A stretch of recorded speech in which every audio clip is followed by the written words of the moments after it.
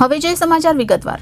વિદ્યાનગર અને બાકરોલને જોડતો સમગ્ર રોડ પર ખાડાઓનું સામ્રાજ્ય જોવા મળ્યું છે। તંત્ર દ્વારા બનાવેલા રોડને ભારે વરસાદે ધોઈ નાખ્યો છે અને કમરસદથી લાંભવેલને જોડતો નવો માર્ગ જે બાકરોલથી પસાર થાય છે ત્યાં પણ મસમોટા ખાડા જોવા મળે છે। તેને લઈને વાહન ચાલકોમાં ભારે રોષ જોવા મળ્યો છે। વિદ્યાનગર અને બાકરોલને જોડતો સમગ્ર રોડ પર ખાડાઓનું સામ્રાજ્ય જોવા મળ્યું છે। તંત્ર દ્વારા બનાવેલ રોડને ભારે વરસાદે ધોઈ નાખ્યો છે અને કરમસદથી લાંભવેલને જોડતો નવો માર્ગ જે બાકરોલથી પસાર થાય છે ત્યાં પણ મસમોટા ખાડા જોવા મળે છે। તેને લઈને વાહન ચાલકોમાં ભારે રોષ જોવા મળ્યો છે।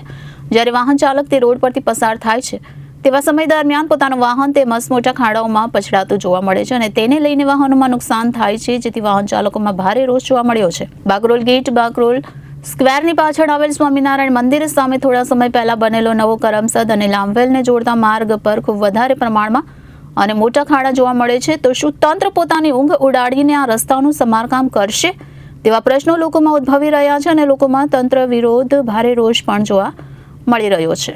રિપોર્ટર વિનીત ટાંક, જનાદેશ ન્યૂઝ, આણંદ।